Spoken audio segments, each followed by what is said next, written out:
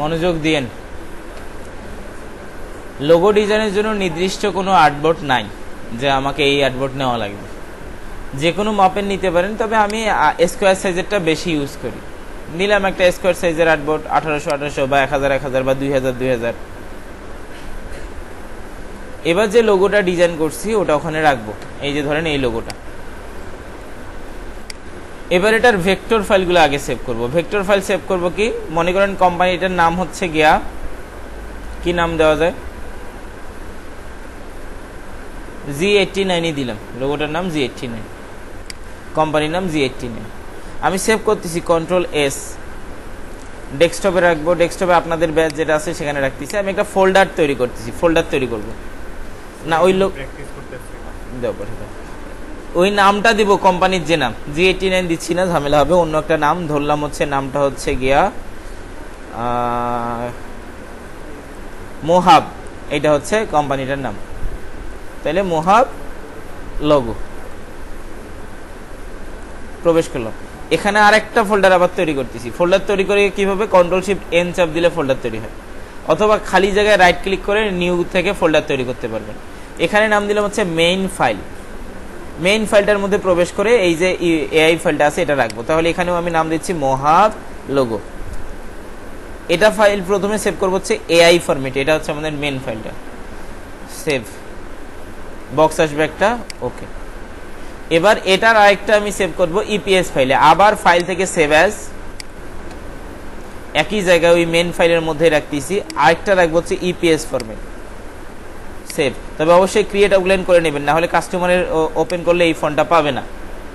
তাহলে দুইটা ফরম্যাট এখন পর্যন্ত গেল, একটা হচ্ছে এআই আর একটা হচ্ছে ইপিএস, দুইটা গেল। এবার আবার আমি সেভ অ্যাজে গেলাম, এবার মেইন ফাইল না, এবার আবার মেইন ফাইলটা থেকে ব্যাক হবো, এই যে মেইন ফাইল এটা আছে, বাইরে আসলাম। এখানে আরেকটা রাখতেছি এসভিজি, ইউজার বোর্ডে টিক দেবেন, দেওয়ার পর কপি লেখাটা আসছে, কপি লেখাটাকে কেটে দিচ্ছি। ওখানে মনে হয় কপি লেখাটা গেছে, কপি লেখা রাখবেন না, এসভিজি ফরম্যাট, সেভে চাপ দিলাম, ওকে। আবার সেভ করতে যাবো, এবার একটা পিডিএফ ফাইলে সেভ করব, Ctrl+Alt+S, সেভ এজের কিবোর্ড শর্টকাট, আসছি, এখানে দিলাম পিডিএফ, তারপর ওকে।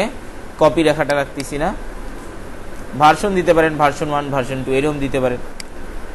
সেভ, একটা বক্স আসবে, সেভ পিডিএফ। তাহলে গেল কয়টা এখন পর্যন্ত, 4টা গেছে। আরো সেভ করব, এবার আর সেভ অ্যাজে না, এবার যাব ফাইল, সেখান থেকে এক্সপোর্ট অ্যাজ। প্রথমে একটা সেভ করব জেপিজি, ইউজার বোর্ডে টিক দেব, দেওয়ার পরে এক্সপোর্ট করব এটার বাইরেরটাতে, মেইন ফাইলের ভেতরে না, বাইরেই এক্সপোর্ট। এখানে অপশন আসবে আরজিবি করে দিবেন, দিয়ে ওকে।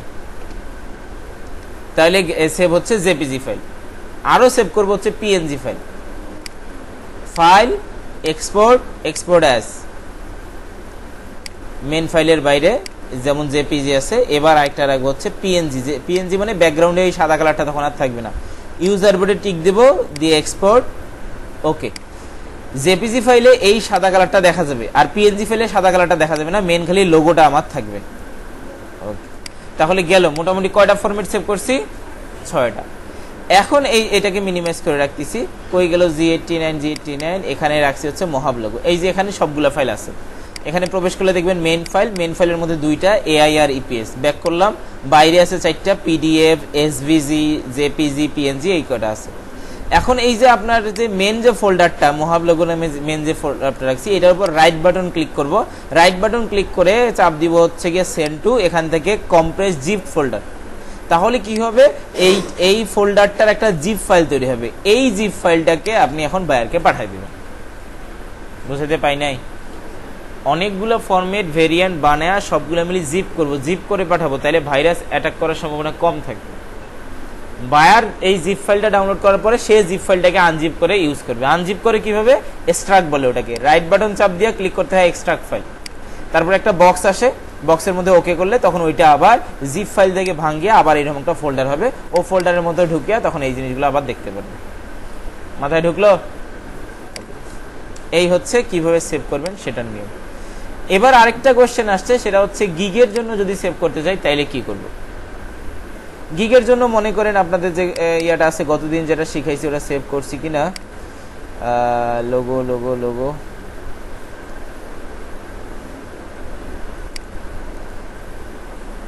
Z89 আপনারা Z88 এ ঢুকি দেখি। এই যে Z88 এ এইরকম লোগোগুলো শিখাইছি গত দিন,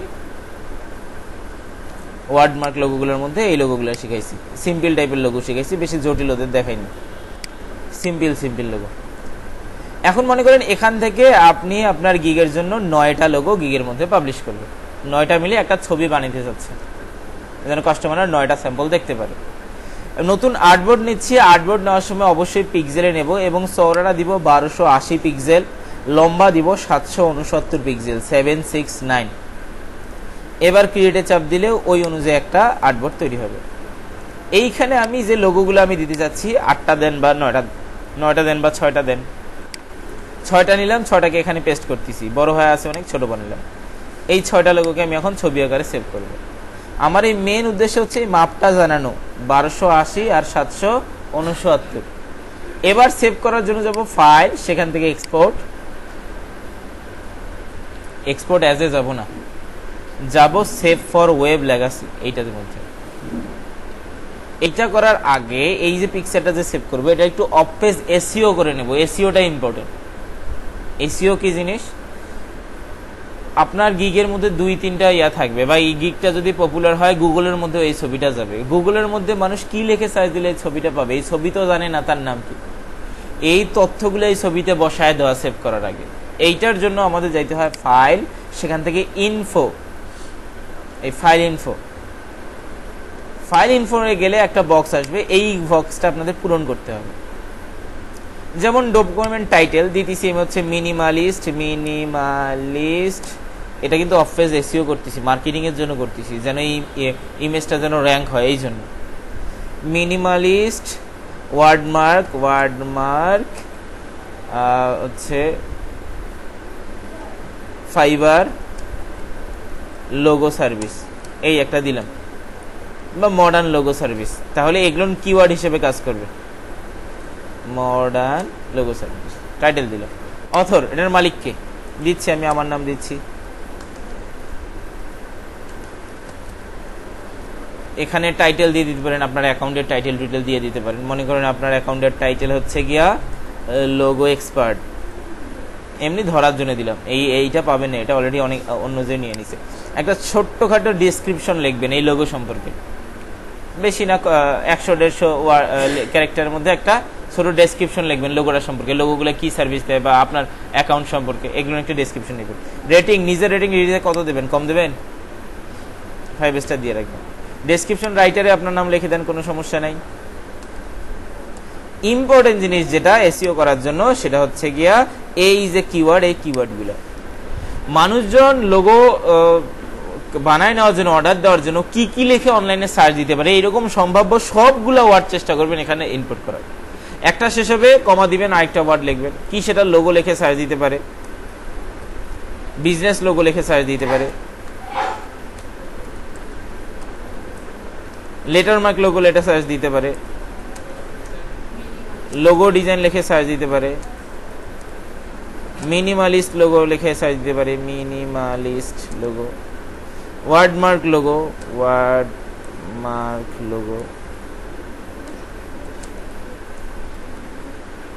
professional logo, corporate logo, office logo, real estate logo,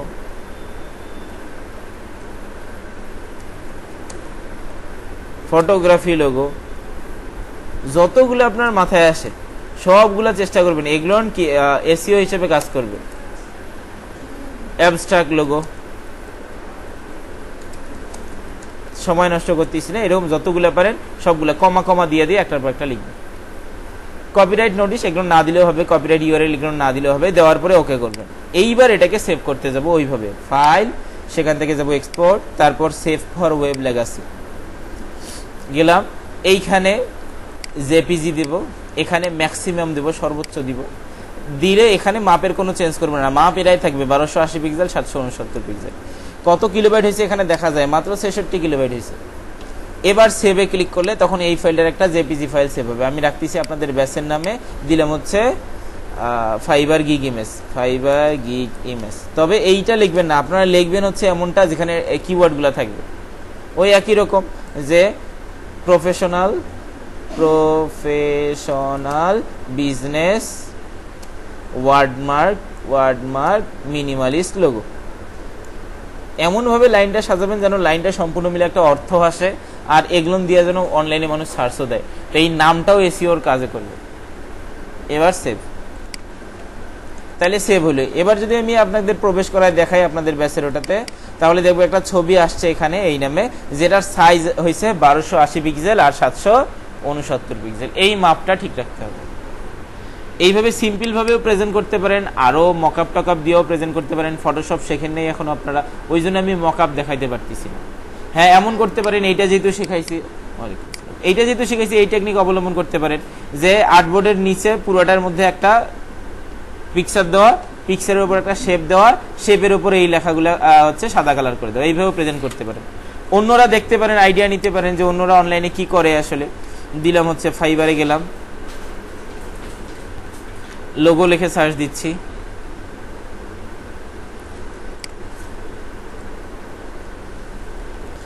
এই যে লোগোর মধ্যে দেখেন অন্যরা কিভাবে দিছে।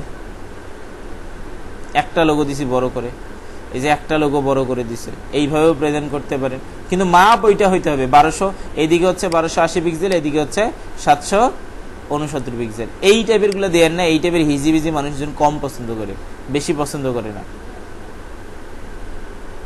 এইরকম দিতে পারেন, ব্যাকগ্রাউন্ডে একটা কালার দিয়ে একটা লোগোর বদলে 4-5টা লোগো দিতে পারেন।